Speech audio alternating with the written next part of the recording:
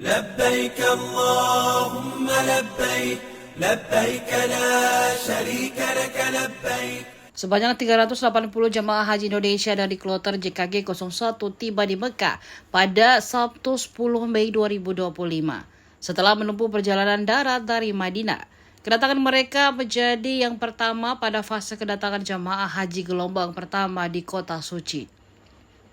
Jemaah langsung menuju ke Hotel Al-Qadir Shisa, tempat mereka menginap selama di Mekah. Setelah istirahat, mereka dijadwalkan melaksanakan umroh wajib sebagai bagian dari rangkaian ibadah haji. Kehadiran mereka disambut hangat oleh pihak syarika penyedia layanan dengan bunga, jus dingin, salawat, hingga cenderamata. Petugas Haji Indonesia dari berbagai bidang juga telah siaga membantu proses penerimaan jamaah.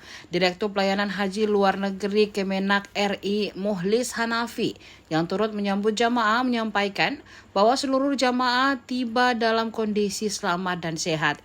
Ia mengimbau jamaah untuk menjaga stamina dan mematuhi aturan selama berada di Mekah, termasuk selalu membawa kartu identitas haji atau bitokah nusuk.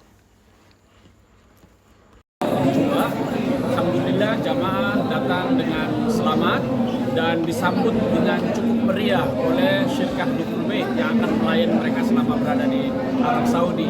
Disambut dengan bunga, disambut dengan makanan, minuman, bahkan dengan selawatan ala Indonesia yang membuat jamaah kita menjadi nyaman rasa di rumah sendiri.